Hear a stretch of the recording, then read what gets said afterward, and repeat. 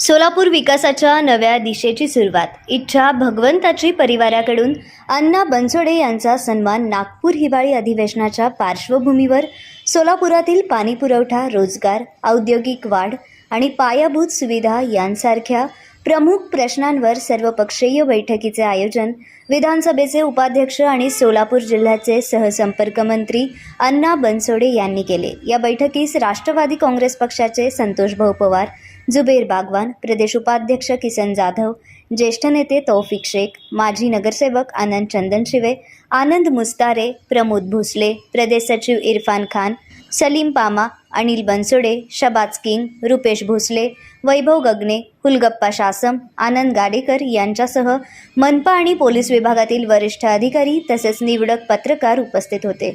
शहराच्या समस्यांवर सखोल चर्चा होऊन संबंधित अधिकाऱ्यांना त्वरित उपाययोजनांचे निर्देश अण्णा बनसोडे यांनी दिले. सोलापूरच्या 3 दिवसीय दौऱ्यात पाहिलेल्या समस्या आणि नागरिकांच्या अपेक्षांच्या आधारे त्यांनी सर्वांगीण विकासाची भूमिकाही स्पष्ट केली. या पार्श्वभूमीवर किसन जाधव यांनी इच्छा भगवंताची परिवाराच्या वतीने अण्णा बनसोडे यांचा विशेष सन्मान केला.